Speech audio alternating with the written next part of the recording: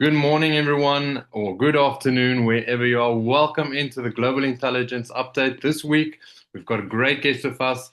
He's joined us many times before, so if this is your first time, please go back on the older versions or the older Global Intelligence Update and go have a view at what content is shared previously. But today, we've got Ian Hatton. And for those that don't know who Ian is, let me just give you guys a brief introduction and we'll get into the session right away. So, our speaker has been known to disrupt his audiences around the world and is notorious for awakening dreams. He's a conscious leadership expert who has trained and inspired thousands of leaders from 105 countries. He's a keynote speaker widely loved for his genuine, warm stage presence and transformative message. The Professional Speakers Association of South Africa has introduced him into the Educators Hall of Fame. He is the founder of Total Morpheus. Those programs are changing the face of leadership as we know it. When he's not mentoring the next generation of conscious leaderships, you will find him savoring a gourmet coffee, geeking out over the latest hi-fi equipment, or enjoying time in nature with his tribe or like-minded leaders. With this session, the best discussion I have ever facilitated, Ian is about to let you get morphized. I hope I pronounced that correct, Ian. Yeah, it's somebody made this up. One of my team members who said, "Oh, a session with Ian is a session where you get Morpheused." So yeah, it's No, kind that's of what that's awesome. about. Thanks for joining us, Ian. Mm. Really Thank you, looking forward to Chris. it. Really great to be here again. Just a little extra piece for this audience is that I've been a gold member since 2018. So a gold Circle of Excellence member since 2018. So I've been around with Mike and Lundy for a while. And I'm now a lifetime member, of course, because of that. So yeah, so very good. Congrats. So I had a fascinating thing happen on the weekend. After a month, 5 weeks of planning, I gathered together my long-term leadership crew, a conscious leadership crew, which is people who are on a program. Some of them are alumni from 5 years ago, 4 years ago, but it's a bunch of people who have been on long-term programs with me, and some of them are current. They're still on their initial 2 years of this longer-term conscious leadership program. And the way I regard that is that conscious leadership is based on self-leadership. So basically, a conscious leader is somebody who has become conscious of themselves, and that's made them more conscious of their people and the impact and what those that they're trying to influence. So that's the journey that these people have been on. And some of them are in non-profit, some of them are in politics, some of them are in business. It's quite a cross section. And we did this exercise on the weekend. I'm not going to tell you yet what it is. I'm going to get to that a little bit later on. And I came away from the session feeling like it is the most profound session I've ever facilitated. And I've been, as you've heard, facilitating around the world for quite a while. And it's fascinating that this would happen, at the age of 62, that I finally facilitate something that really works. No, that's not quite true. But anyway, you see, I do have the British humor, just in case you're wondering, Claire and others. Yeah. Um, so my DNA, by the way, and I've had the test. I've had two different tests. Is my DNA is primarily Celtic, with bits of British and Western European and tiny little bit of Catalonian, believe it or not. Anyway, so we did this session, and what I wanted to just start with is a bit of a discussion and have everybody participate if you can. And it's this: what is the best question you've ever been asked? What is the best question you've ever been asked? Now, I was asked this question by somebody wishing me happy birthday on LinkedIn a month ago, and I went and had a look, and I eventually said to him, the one that I'm going to choose this time is, what if nothing's wrong? And it doesn't say that nothing's wrong, just to be clear. It's what if nothing's wrong? That question about 10 years ago transformed my life. So just by, not playing the blame game, not going for, a therapeutic approach to everything, but actually going that. So I'm just kind of wondering, anybody, what is, even if it's not the best, what's a good question you've been asked? Well, yeah, I had what was the turning point before a big change? So just say it again. What was the turning point before a big change? Like, what Oh, was the wake-up call? beautiful, beautiful, brilliant question. Because now it makes us understand. Because one of the problems is that very often, in fact, I mean, hopefully it's irrelevant what I'm about to say, whether you're a fan of Bill Gates or not. But I used to work for Microsoft more than 25 years ago, about, and one of his favorite things was to say, "We learn nothing from success; we only learn from failure." And very often we make assumptions about what our success was based on. But when we analyze failure, we actually learn a lot more. And Jeffrey, I love your question because the turning point means what was that specific point? And I think that's a brilliant question. Let's hear from a few more. In a similar way as yours, and I think it was, what if it could work? Right. What if it could work? And then they're turning into the positive side of it and making me think that, I was looking at the negatives and, they kind of say, what if it could work? Yeah. Yeah, That's exactly. actually, yeah, that's I exactly love that one, what Claire. I've got on my Sorry, computer. Stephanie. Go Oh, ahead. sorry, Ian, man. Yes, I needed to cut in there, Claire, because this is actually a little note that I've put on my, um, on my laptop here. What if all works out? Exactly. So this is the Mm, next question. mm. I love that. I don't know if any of you have read Stephen Bartlett's Diary of a CEO, but he kind of asks that question. And my partner and business partner, she does takes people through a marketing journey. Some of you will have met her, come across her, Marie Therese Leroux, and she decided to take her own business through her own marketing journey. You know, the questions that she asks, and she said, "Well, what's working, what's not working?" Only to discover that about 80% is working. It's the 20% that's not working that's holding her back. And yeah, I love these questions. This is so cool. So Stephanie, I love that you've got that on your laptop, by the way. And by the way, I used to have that "What if nothing's wrong" on my screen at home as well. Stephanie, what's the impact been of that question? It absolutely just it's a positive impact. It shifts the energy so much. If you read it out, if something major is going to happen, or if you feel anxious about something, um, and I just look at that one, if there's something big coming up, this all came out when some big changes happened in my business and some big positive stuff, and then this question just came up, and it helped so much with anxiety and just shifts the energy and makes it much more positive, much more positive. Because it can Brilliant. work out and it does work out, and then you need to just focus on that. I love it. I love it. And it's that energy shift, isn't it? I love it. So Absolutely. I'm going to come back to your question a bit later. I'm going to go to Corin's question, and that is, there are no failures, only lessons. So how does that come as a question, Corin? Because I love the concept, but how was it phrased as a question? No, it wasn't. I was actually responding to somebody who commented about Okay. I just that's Okay. something that has always come up with me is like in all the sort of the journey that I've been on, and because people frame things as, oh, it's a failure, it's a failure. It's not a failure. You've learned something from it, and you Exactly. only grow from those. So sorry, not a Wow. question. A comment based on a question, which is just as good. Thank you, Corin. Love it. Love it. Anybody else? What's a great question you've been asked? I heard something really good this morning, actually, and it's just stuck with me, and I've told a few people about it. And it was just a little clip on socials, but it basically said if there was an audience sitting watching a movie of your life right now, what would they be sitting on the edge of their seat going, just do it? Yeah. And I thought it was really good. Or don't do it. Wow. Wow. That is absolutely brilliant. I love it. Wow, yeah, exactly. That's the kind of thing. And the sort of movie of your life, or yeah, but the edge of the seat is the bit that just kind of drew me into your question. Love it. Absolutely love it.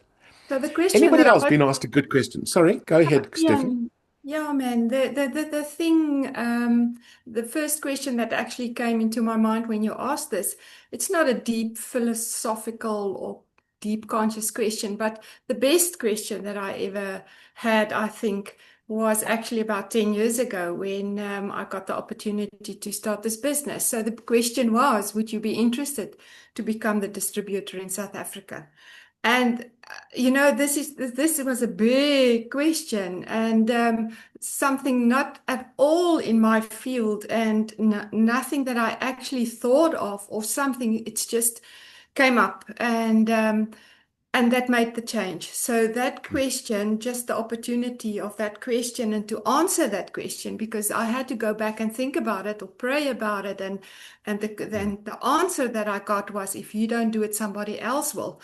And that was just, the answer. So went back the next day and said, okay, let's do it. And that's where I then come back to the previous question from the movie and sitting there and are you going to do it or are you not going to do it? Why don't you do that? And things going through your mind just because of that one question and opportunity. Then at that time I didn't have the question of what if all works out. But I had the answer, if I'm not going to do it, somebody else will. So that actually gives you the answer that it will work out in the end somehow. Wow. Wow, I love it, Stephanie. That's absolutely brilliant. And I even yeah, I see Jeffrey, you've added a question in the chat here about what can I learn from this? And that is always a valid question, is that no matter what happens, there's always something to learn. And I think of some of my biggest failures, my deepest depressions, they were absolute turning points in my life where I learned so much. And yeah, absolutely.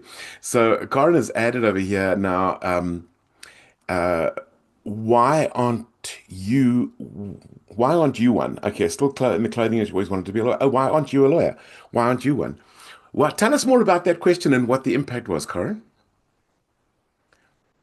So I was at a guest house in Vicksburg and met a lady who was coming to stay there, and we were having coffee. And she told, we were talking about what we do, and she told me she was a lawyer. And I had been in the clothing industry back then for 25 years and hating it. Been retrenched 4 times. It was horrible. And she told me she was a lawyer, and I told her, oh, I always wanted to be a lawyer. And she said, why aren't you one? So I then told her all the usual excuses, it takes too long to study and it's too expensive and I'm a single mother and I'm almost 40 because I was 39 that year. And she then said to me, I'm going to tell you my story, and when I'm done, I want you to stop making excuses. And then she told me that she was a she was a tea lady in all white, all male, all Afrikaans law firm in Pretoria, and she put herself through UNISA. And at the time that I met her, she was a partner in that firm. And she was a black single mother. So that for me was like, oh. Wow, I love it. Thank you so much. And thank you for being vulnerable and adding how old you were there. And by the way, my big turning point was also kind of 39. I was in the IT industry for 19 years, after having done a year of youth work and other things as well. And then I suddenly became aware of just how dysfunctional leadership was, including my own, just to be really clear. It was including my own. And so I did a master's, started in 2002 with a master's in organizational leadership. And in September that year, left Microsoft. And yeah, it's the same sort of story. I was 39 years old, and had to transition, and it's been a rough ride. I won't deny it, but it's actually been. I could not imagine myself still in the IT industry. It would be such a disaster for my personality and who I am and my wiring. Yeah. Okay, so I want to change the tack slightly and just ask two questions briefly that I'm gonna. It doesn't. We'd have to have a long discussion, but these kinds of questions, and these are absolutely brilliant questions. Who needs them? Who needs to be asked these questions? Everyone. At some point, we all probably should get those questions or ask ourselves those questions at some point. Hmm. And Jeffrey? Everyone. I think insights, big and deep insights, often follow a very good and deep questions. Mm. And this actually wasn't exactly what I was going to ask next, but it's just come up for me, and I think it's critical. Um, what is the impact of these things as questions rather than statements? Just makes you think. Hmm. Completely agree with you, Claire. There's more, though, that I've discovered. But I agree with you. You're 100% right. That's the number one reason. But there's another reason. It I can think it change shifts the your energy. The energy, thanks, Stephanie. Jeffrey? the perspective. It Yes. changes the perspective. There we go. Thank you. Self-realization. It challenges you. Now, the psychology of this, and yeah, of course, thank you, leaders, Corin. That's exactly why I ask these kinds of questions and the impact that I'm starting to have with those questions. And by the way, this tallies in with a session I did. I don't know if it was early this year or late last year, so you can always go back and look in the archives. But I did a whole session on how much more powerful my work has become since I've stopped playing the expert. And what apparently now I'm being lauded as an expert because I'm not playing the expert. If you can see that, there's something, it shifts the energy, as Stephanie has said. And the more I'm able to ask good questions, the more profound the insights that people have. But there's another piece of this: ownership. There's a beautiful theory that if you, well, let me just use a very basic, simple, stupid example, and that is if a teenager doesn't tidy their bedroom, is it because they don't know how? In other words, they're not competent, or is it much more of a commitment kind of thing, like a motivation or something like that? And what's really interesting is how much we will go in and say, tidy up, do this, do this, do this. So in other words, we are treating it as if they're incompetent, but it's not a competence issue. It's an ownership issue. Okay. But by asking all the right questions, and by the way, I've heard a little bit about this. I've spoken to somebody who was just out of her teens, and she said, the worst punishment I ever got from my parents wasn't being grounded. It wasn't anything like that. The worst punishment I ever got from my parents is when they sat me down and asked me all the difficult questions. That was the most uncomfortable thing because now I have to own it. I have to own my answers. I have to think of my responses. I have to put in ownership. And so there's something about when we ask a profound question that the other person now has to own it. So let me give you a simple example in that I often do when I'm training leaders, and I will talk about if somebody, let's say their performance is off track and they know how to do the job, okay, but let's say they used to submit their weekly report like clockwork and now for 2 weeks in a row they've missed it. If you try and tackle that by going, you must get your report in, and you sort of finger wagging, you're actually going to disengage them further. It's going to get worse, not better. You might get the report, but you're not going to get the engagement. So what I rather say to them is, ask them about, what you've always been like clockwork. What's going on? And you may find out it's a personal reason, or they had a setback with a client, or you don't know. So discovery is so important. But can you see what's also happening is they starting to think about what went wrong. And very often they haven't thought that. They may be feeling guilty or shame or all sorts of possibilities, but they haven't really thought through what's going wrong. And so, and then they say, oh, well, this is the problem. You say, oh, right. And how long is it going to take to fix that? Do you have a plan to fix it? When you've fixed it, will you be able to catch up on the ones you've missed? You just keep asking these questions and it just increases the ownership, ownership, ownership. Psychologically, when you go, you must do this, you must do this, you must do this, they feel you own it, not them. And so these profound questions are the things that actually change behavior. If we want to see behavior change, it's about asking profound questions. So, and yeah, Karen, you're absolutely right. It is about the iceberg principle, but it's not for us to go and poke under the iceberg. It's for us to ask the question so that they go excavating and say, oh, it's this, it's that, it's the other.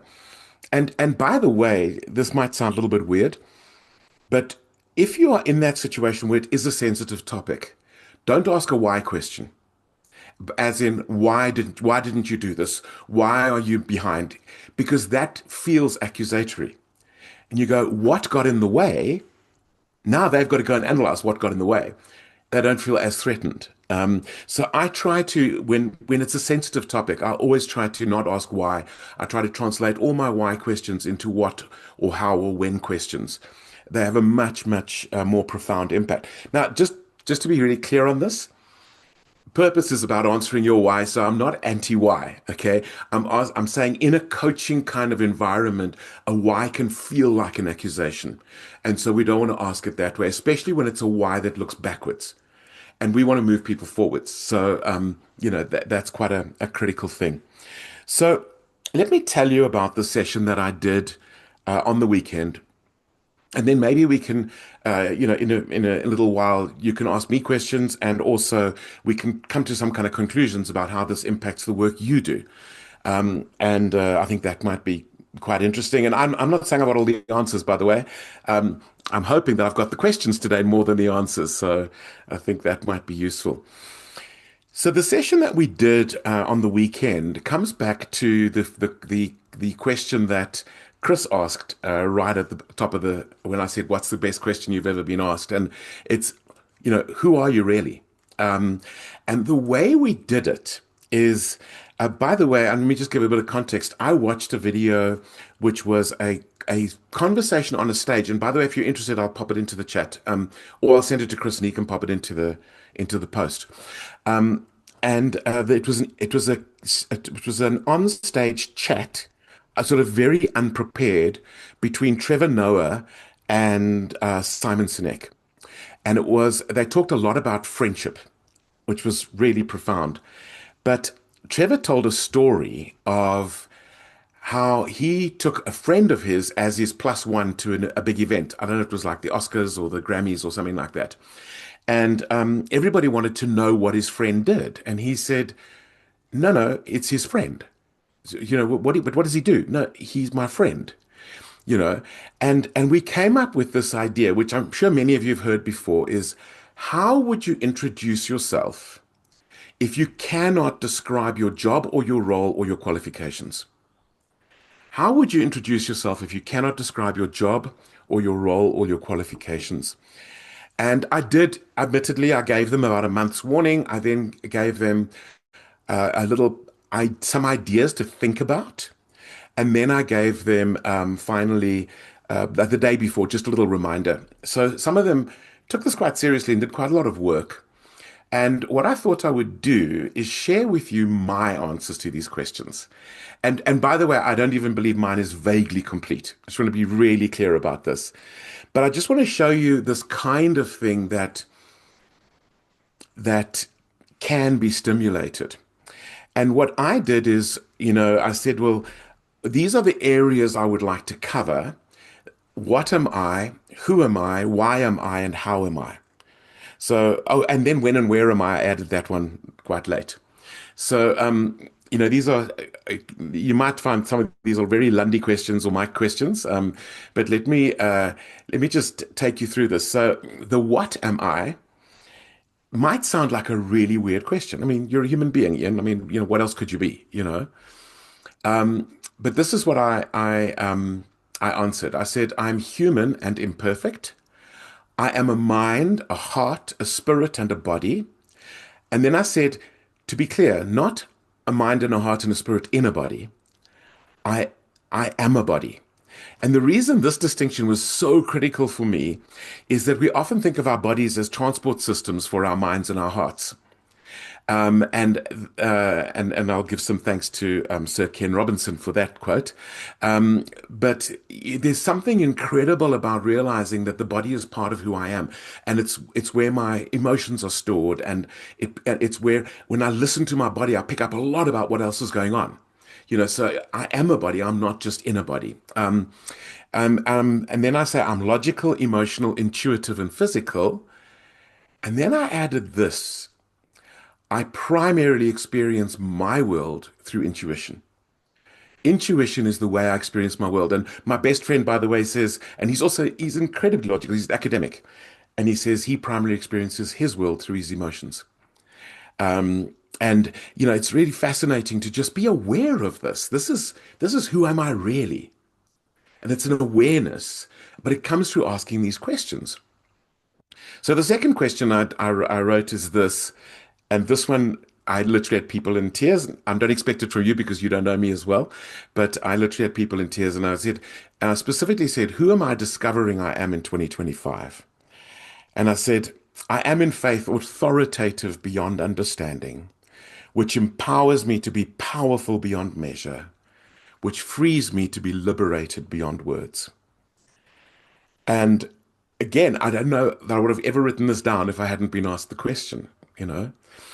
And then I kind of went, well, why am I? I'm here for connection, freedom, and impact. That's what I do. That's what I bring. I connect people with themselves. I connect with myself. I connect them with their people. That results in much more liberty for people to be who they really are and to bring their essence to the world. And that results in a massive impact, a leadership impact. So that's why I am. And then how am I is I have a process that, by the way, I followed the process for years and only then later realized what the process was. Um, but the process is this: I connect, I stimulate, and I challenge. And when I find I try to stimulate or challenge before connecting, it doesn't work.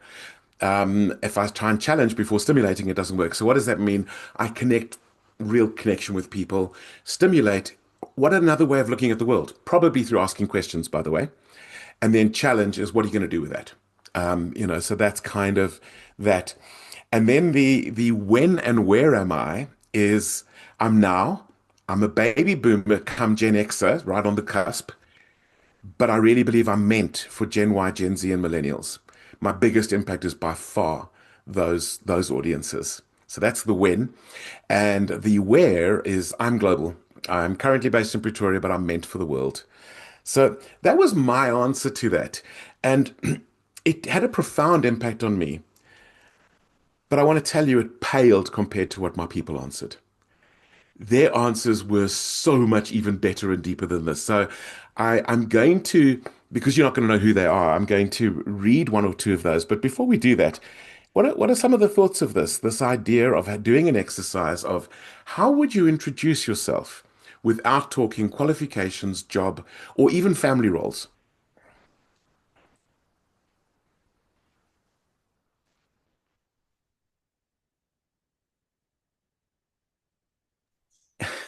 I'd say Thank you yeah. you get to something more personal, something more tied to your core. Yeah, so something that's beyond the rules, as you just said. Exactly, exactly. And what is that extra depth? What is that extra thing that we start to sense or feel? I think I always start with I'm a survivor, I'm resilient, and can withstand adversity because of my life experience. I think I start with that. Lundy says I'm a warrior. Mm. Is that WAR or WOR? No, a bit of both at times. I had to think about it. No, the warrior, WA. I was pretty sure that was what you meant, but sorry, I couldn't avoid the humor, so thank you. Good. Anybody else? What is the impact of introducing ourselves in this way, both on us identifying this and on the people that we are introducing ourselves to or describing ourselves to? I guess you connect on an emotional level straight away. So you're going deep straight to that connection. And that's as soon as you connect on that level, that's it. Mm, You either love that person or you just, so as soon as the emotion comes in, that's mm, that connection that you build. mm. Yeah. And we underestimate how emotional we are. Mm. Um, and for me, intuition is right there as well. So, yeah, and it just bypasses so many of the judgments, doesn't it? Yeah, somebody Absolutely, else. yeah. That definitely makes me think now, once again, when I started, and you make me think because I don't introduce me like that, but this immediately came through when you asked this question. And I don't see myself at that, but if I then think more about it, then it sounds familiar or it sounds true. And I don't know if I will ever introduce myself like that, but somebody totally strange said to me, but you're a lifesaver.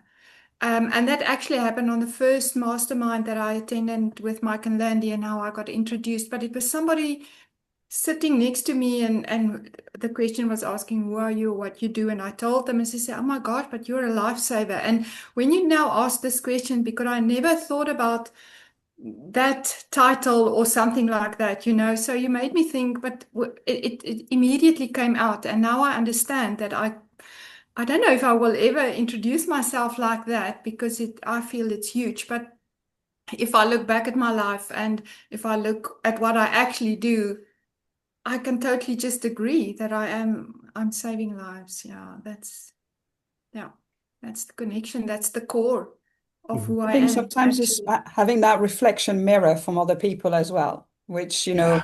when you ask the question, you feel a little bit embarrassed of saying it. But, as people come up and, it kind of comes up. I mean, only a couple of days ago, somebody's called me the energy bomb. And I'm just thinking, my kind of subtitle was the energizer, but then it's gone another level, energy bomb now I am, and actually seeing other people, that reflection from other people will Mm. often show We you should how you we should take it to heart, shrink. hey? Right. Yeah, we should take it seriously then, eh? When it comes back to us. Yeah, absolutely. There was a little piece I left off my introduction, by the way, because everybody that was doing this with the other day knows this already, but maybe you don't. And that is, why am I called Morpheus? Where does that come from, and what does it mean? And some of you have heard the story, some of you haven't heard the story, but what happened was this was a profound thing. It was 21 or 22 years ago. I was with a group of friends, and we'd kind of been talking or discussing a particular book that we'd all sort of read. And there was a place in this book where this guy said, I want to know who I am really. I know that my name is this or whatever, but who am I really? And we started saying, well, it could be something mythical, it could be a historical character, it could be like a Joan of Arc, or it could be, whatever it might be. It could be a cartoon character, it could be a movie character, it could be any of those. And I'm going to read you one in a moment from one of my leaders who runs a fairly large nonprofit. But before I do that, let me just tell you what happened is we got together a couple of weeks later and said, okay, so what did you discover when you started thinking about who are you mythically or mystically or whichever method you want to use? And the one person came up and said, no, well, she knows exactly who she is. And if any of you know this, you'll probably get it straight away. And if you don't, maybe don't look it up. Um, and she said she's River. Now, River is a character in Firefly and Serenity. One of those is a movie, one of them was a TV series, a science fiction thing. But River was absolutely deadly, especially if you touched her friends or family. Then she would just kill everybody. So, and this person, I kind of all went, yeah, we see the River streak in you, yeah, and that was quite something. And then somebody else was, like Gandalf. No, it wasn't Gandalf. It was Samwise. And then we said, no, but there's more to you than that. And he was like very embarrassed. And he said, well, one day he hopes to be Gandalf, kind of thing. And that was a really interesting, little concept from Lord of the Rings. They got to me and I said, no, clueless. I thought about this. I've, nothing, nothing, nothing. And River said to me, but it's so obvious, Ian, who you are. And I was like, what do you mean it's obvious? She said, you're Morpheus. I said, oh, I wish I was Morpheus. I'd love to be Morpheus. I could never be Morpheus. And they all turned to me and said, no, you are Morpheus. So Morpheus is, the Greek god of dreams, the one who awakens dreams. And that's what I do. Morpheus, if you later come across like the Sandman, which they say the Morpheus of the Matrix was based on, Morpheus is the one. He's not the political leader nor the military leader, but he advises both of them. He's not the hero. Neo is the hero, but he raises up the hero and the heroes. And also, he's the one who carries on believing when everybody stopped believing. And I was like, yeah, that's kind of me. So yeah, hi everybody. I am Morpheus. And it took me a while to be able to say that, by the way. So that is part of this profound thing of mythically or mystically, who are we? And that gets me to this point that I was getting to of like, why does this matter? And what is that depth that Jeffrey spoke about that it now takes us? And I think it and even goes beyond emotion, but thank you, Claire, for adding the emotion one because I think that's very central. I think it goes to essence. And I truly believe every one of us has unique essence, something unique that we can bring to the world that nobody else can. And while we're busy introducing ourselves as mothers and fathers and brothers and daughters and sons and as lawyers or whatever else we might be doing, we're actually not really getting to our essence. And people connect with essence. There's something incredible about connecting with essence. So let me read you the one. Oh, gee, this is such a long thing here. There's so many. It's a WhatsApp group, by the way. So yeah, this is the one I want to read you now. It's uh, yeah. His name is Sam, and he says this: "I am Sam. Sam, I am. Born on a farm in the foot of the Tsitsikamma Mountains in the Eastern Cape. Born by divine Kari, purpose and calling. I was not an accident, a mistake, or a nuisance. I was born because the divine decreed that I was necessary in this world, in my generation, and for future generations. A son of the soil. I love the outdoors. Nature is my sanctuary, my healing balm, my refuge from the storms of life. My alter ego is Optimus Prime. So from the Transformers, Optimus Prime. Um, Cosmic warrior for good. There's another warrior, Corin, not a warrior. Uh, I have an intuitive feel for people, sometimes wrong, most times right, and how I contribute something good to them. The elders in our village called it born with a helmet. The city people call it emotional intelligence. I call it life of meaning, impact, and legacy. I'm a product of life in an imperfect, broken world. I have hurts, habits, and hang-ups. I'm both a work in progress and a masterpiece. My life journey is all about bringing these parts together in harmony. This inner journey is disruptive, disturbing, harrowing, but ultimately well worth it. The glory of God is man fully alive, he said. I feel very alive when I'm busy wrestling with my parts. I value my personal space, emotionally, physically, mentally, spiritually. I only welcome in those who I feel a connection with. I'm part of a tribe. I have individual friendships and a life partner who understands this about me. I'm not an island anymore. I have vital communities that I draw virtue, strength, and encouragement from. I'm a connector, hardwired to lead, hardwired and uniquely gifted to lead under peculiar and complex circumstances, solving problems, finding a way out and forward, rising to the challenge. These things inspire me. At times I'm impetuous and misguided, but nowadays I'm much more thoughtful. I'm a much more thoughtful, mindful, conscious leader. Sam, I am. I am Sam.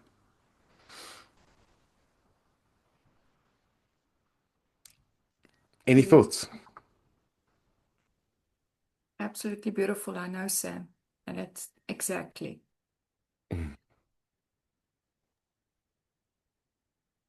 Yeah. I was just allowing a little bit of time to absorb these profound questions, and I think to simplify life is important to define purpose, who I am, and what direction and how I spend my energy. But what you've been talking also too is how to speed up connection with people. Yeah, all that stuff. It's quite interesting. Quite interesting to polish or to distill further who are we. Thank you. That is, yeah, exactly. And I really appreciate that feedback. And I think that's exactly what this is all about, is that asking ourselves these difficult questions. And I mean, why weren't we taught this at school, or why weren't we taught this when we were younger? I mean, it's just crazy, isn't it? These things can shape the rest of your life. Me discovering just over 20 years ago that I'm Morpheus dramatically changed my life. And continues to as I ask these questions at a deeper and deeper level. Corin. I think what these questions ask of you is to discover your authentic self, because you can't show up properly for other people unless you are authentic yourself, and you can't ask other people to be authentic with you if you're not authentic yourself. I think they're very profound questions, those. Mm. Isn't it interesting how the more authentic we become, the more we can recognize it in other people, or we can see when people are not authentic? Yeah, I love that, and I love that because it's that multidimensional thing, isn't it, Roddy? That as we are looking at this, we realize things for ourselves, and then we become more authentic, and then we inspire authenticity in others. I see a lot of people get vulnerable. Once you get vulnerable, they'll get vulnerable, and some will be put off, but maybe they're not supposed to be your clients. I don't know. I think it's a bit of a polarizer sometimes, and I think it has profound Yep. multi-layered impact. Yeah, thank you. Yeah, they can feel threatened if you call someone out for not being authentic. They can, they have to process that and feel whatever emotion, mainly fear, I guess. I don't know. This person knows who I am, and that can be Yeah, exactly. polarizing, as you say. Very polarizing. Yeah. And I think we forget how important that is as entrepreneurs, is that we are not here for everybody, and we need to be polarizing in those that will identify with this message. So, for example, I started off by talking about how I believe that great conscious leadership starts with self-leadership. And I often say this from the stage, and I can just see the profound impact where people I go into and I challenge them on this, and I go, if you're struggling in your leadership, there's probably something wrong with your self-leadership. And really start to kind of inquire down that path of how all great leadership, when I say great leadership, I mean, there's obviously people who would call it successful leadership, maybe financially successful or whatever, but all great leadership starts with self-leadership. And these kind of exercises and these kinds of questions, we start by asking them of ourselves, but over time, we start to ask them of others. And that is our influence. That is our profound impact on the world. So I kind of said I wanted to talk about, what are the best questions to ask, and I think we've kind of gone there. And to me, this one that I did over the weekend of how would you introduce yourself if you couldn't use all these other typical things that we rely on, that I think is pretty profound, but I don't think it's the only. I think you've all mentioned beautifully profound questions. And then I sort of said, well, who needs them? And it's self first, others second, I think is probably the answer. Why do we need them? Because they're so profound and they really change our lives. And then how should we ask them? I think again, you want to ask them in a way that doesn't feel so much threatening, but that is challenging. I don't know if that makes any sense, but it's by asking, for example, what questions rather than why questions often will actually create that thinking space. And I've been doing a lot of thinking space exercises recently with a friend of mine who actually flew to Cape Town just so we could spend a weekend listening to each other because he was at a turning point in his career and his life. And after a while, he said to me, "Okay, now listening isn't enough. I need you to ask me. You need to ask me more questions." And so, some of these profound questions came up, and it was quite life-changing. So here's my question for you, and it's this: what do you want to do differently in your business, well, and your personal life and your business, based on the discussion we've had today?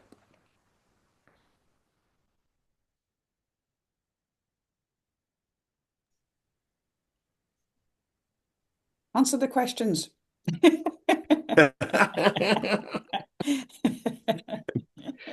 Being more You know, open for me, I would say it's a process that I've been conscious about for the past few months. So authenticity is something for me, it's my core, being authentic, expressing who I am. And then I realized that even if I already felt quite authentic, I realized that there were layers that I wasn't expressing yet. So it's like I discovered another layer that I kept inside that I would like to start to express. wow. That's very, very powerful. I want to, in response to Claire's thing, just mention, so here's my book, Lead Like Morpheus, which has a brilliant introduction from Mike, by the way, where he talks about Dippy. If you want to ever hear the story of Dippy, you've got to look. But I have this one. Oh, it's not going to show probably because of my green screen. Oh, there it is. Are your questions more important than your answers, Claire? And it's not to say the answers don't matter, but there's something quite profound about getting to the place of actually understanding and almost analyzing the questions that we're asking. Is it the right question?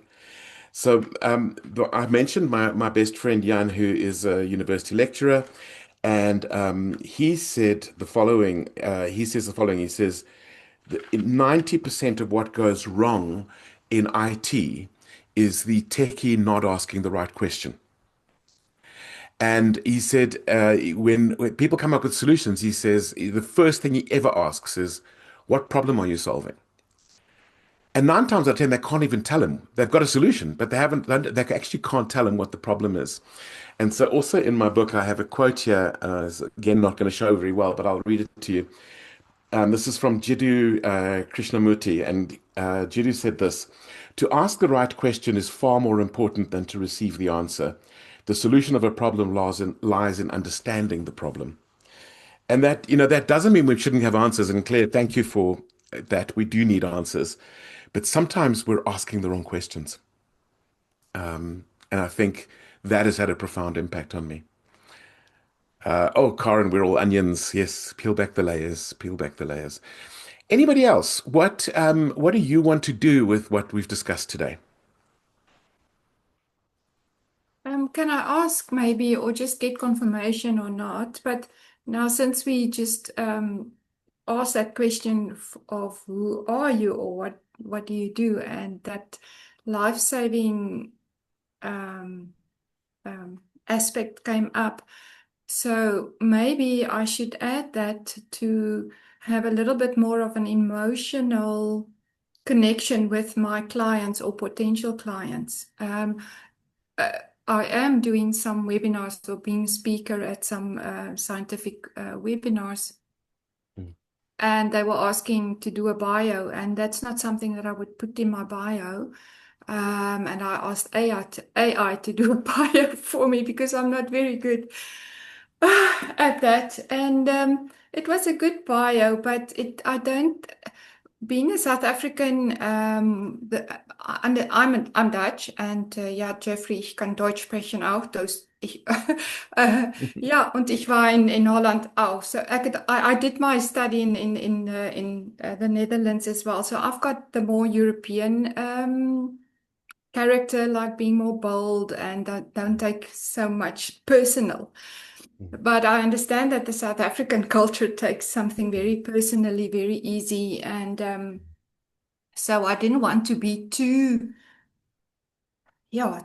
personal or claiming that I'm a lifesaver. But so many, I mean, even just two weekends ago, the product that I'm giving, that I'm distributing, is actually saved a life at that stage as well. So do you think I should add that somehow? Because of course my business is not just about me, although I'm the sole distributor, I'm the only director. I have a team. I've got I've got an administrator, and I've got the logistics teams and stuff like that. So I never will look myself as the sole person in my business at all.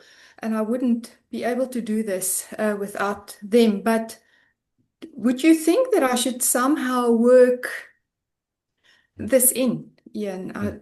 That's something that I might need to change. Mm. So, of course, I'm going to answer your question with some questions, um, because that's what I'm here to do today. But it doesn't mean I don't have any advice. I just don't really like giving advice, I've realized. But what I would say is this, that I think some of these things are so personal that you may not want to tell them to everybody. They, there may be a specific audience. So, for example, some of the things I shared with you about what I said, I don't think I would use that in my bio, but I absolutely would use Morpheus, either in my bio or at the beginning of a speech. And I've done this many, many times where I've walked onto a stage and I've just stood there and everybody's kind of going, what's he going to say? Why is he not speaking? And then I go, let me introduce myself. My name is Morpheus. And then I tell the story. And it immediately creates connection because let's never forget that people buy on emotion. They'll justify it with logic, but they always buy on emotion and they'll buy on connection. People buy from people. And so to have a very technical introduction, I think is a big problem. So it's really is what can I say that is appropriate for this audience and that will polarize this audience towards the people I want and away from the people I don't want as clients. I think those are the kinds of questions we've got to keep asking. That doesn't mean we must be inauthentic. I absolutely believe in authenticity, but I think it was Brene Brown who said, your deepest, darkest secrets, take one of those tiny little post-it notes, those very, very small ones, and write the list of the names of the people that you'll tell your deepest, darkest things on that list.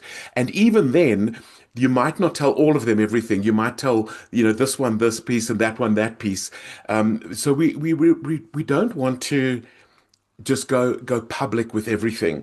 But I do think that the people are inspired by essence. So whether you even phrase it that way, based on the products we sell, some people have called me a lifesaver.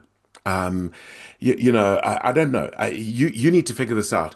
But I would suggest, Stephanie, I think we've met a few times, we've had a few conversations, and there is something of your essence that people need to see, and it's going to increase your sales. And I'm not saying we want to be manipulative because this is not about manipulation, but it's about authenticity. And I think so. To me, to avoid talking about some of these things, like the fact that you're a lifesaver, that doesn't feel right.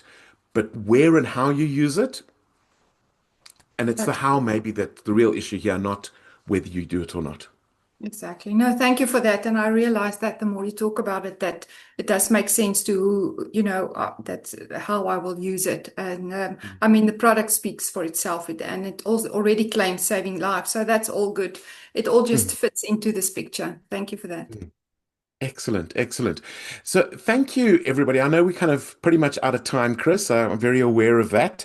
But if anybody has, a last takeaway, you want to pop it into the chat, you're welcome to do that. But I've so enjoyed this conversation, and I really appreciate all of your wisdom that you've shared with us this morning. Thank you. I'd like to add, consider what cycle we are in, or the business is in. So starting from the beginning, it's very good to ask the questions and then you can implement them in the business. Yeah. If you're in an autumn phase or a winter phase, the reinvention isn't the right time to do it.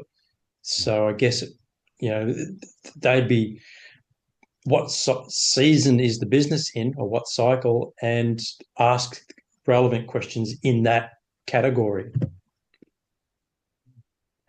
Thank you so much for that. And just as I hand over to Chris, the reminder I want to give you is asking the right questions of your clients could change your impact and their lives. Awesome. No, really great feedback and a great session, guys. A little bit of a different session today. So thanks for that, Ian. Really, really much appreciated. And Matthew, thanks for being here. So with that, yeah, we're out of time. And we just want to say thank you for everyone joining us live on the session. Really appreciate all the engagement. It's really been informative. And I'll look at that. Such cool animations, Ian. But yeah, also just want to say to the offline listeners and viewers, Oh, that's cool. Party. I hope everyone will see that online. But yeah, let me just get back to it. So thank you, everyone, the offline listeners and viewers. Really appreciate you guys as well. And that's actually been booming quite much lately. So just appreciate your support. And everyone, we'll see you again next week. So join us again. We'll have a great guest with us. Bye, everyone. Have a great week ahead. Bye. Thank you. Bye bye. Bye bye.